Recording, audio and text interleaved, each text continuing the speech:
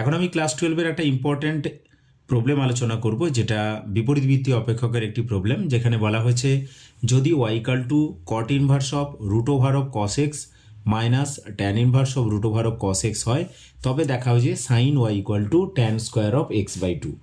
তো এটা আমরা এভাবে স্টার্ট করতে পারি। তো যেটা দেওয়া আছে সেটা একবার তুলে নিচ্ছি, যে y equal to cot inverse of root over of cos x minus tan inverse of root over of cos x. আমরা জানি ট্যান স্কোয়ার,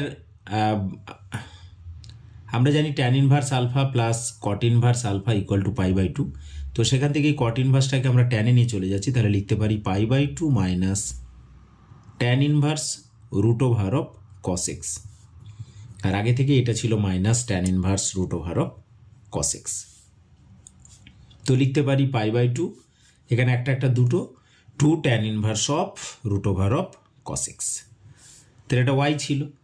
আমাদের যেহেতু রেজাল্টটাতে সাইন ওয়াই দেখাতে বলেছে, তাই আমি বোথ সাইডে সাইন নিয়ে নিচ্ছি। তাহলে sine Y equal to sine of pi by two minus two tan inverse of root over of cos X. তো sine pi by two minus theta অর্থাৎ কস থিটা, তাহলে আমরা লিখতে পারি cos of two tan inverse of root over of cos X.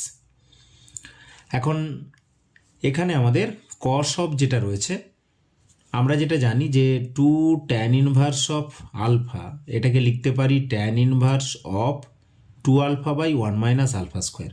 তো সেই মতো করে এটাকে আমরা লিখতে পারি tan inverse of two alpha অর্থাৎ two root over of cos X by one minus alpha square অর্থাৎ কস, এটা আমাদের কস এক্স আছে, আলফা স্কোয়ার অর্থাৎ কস এক্স।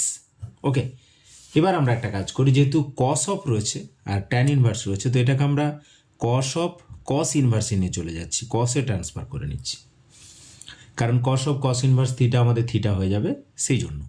তো কস ইনভার্স অফ, এখানে ট্যান আছে মানে লম্ব এবং ভূমির অনুপাতটা আছে, আর কস মানে আমাদের দরকার ভূমি এবং অতিভুজের অনুপাত। তাহলে ভূমিটা তো already one minus cos x ছিল, আমরা সেটা লিখে নিলাম। তো এটা যদি লম্ব, এটা যদি ভূমি হয়, অতিভুজটা কী হবে না রুট ওভার অফ লম্ব স্কোয়ার প্লাস ভূমি স্কোয়ার, অর্থাৎ আমাদের two into root over of cos x তার হোল স্কোয়ার অর্থাৎ four cos x plus one minus cos এক্সের হোল স্কোয়ার,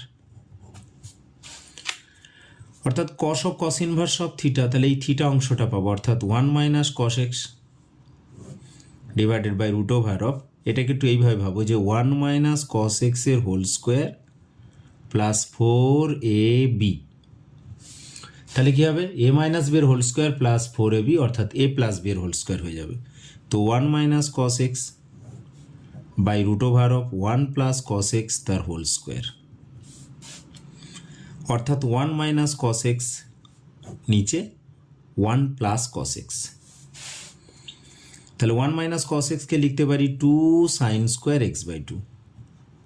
ওকে, আর ওয়ান প্লাস কস এক্সকে লিখতে পারি two cos square x by two. তাহলে আমাদের ছিল কি না সাইন ওয়াই সমান, তাহলে টু টু ক্যান্সেল হয়ে গেলে কি হবে, sine square theta by cos square theta অর্থাৎ ট্যান স্কোয়ার থিটা। তাহলে sine Y equal to tan square of x by two. তো এটাই আমাদের চাওয়া হয়েছে, খুব সুন্দর একখানে রেজাল্ট। তো তোমাদের যদি আরও কিছু প্রবলেম থাকে অবশ্যই তোমরা জানাতে পারো, সেগুলো আলোচনা করে দেবো। এখন আপাতত এটুকুই। ওকে, থ্যাঙ্কস ফর ওয়াচিং।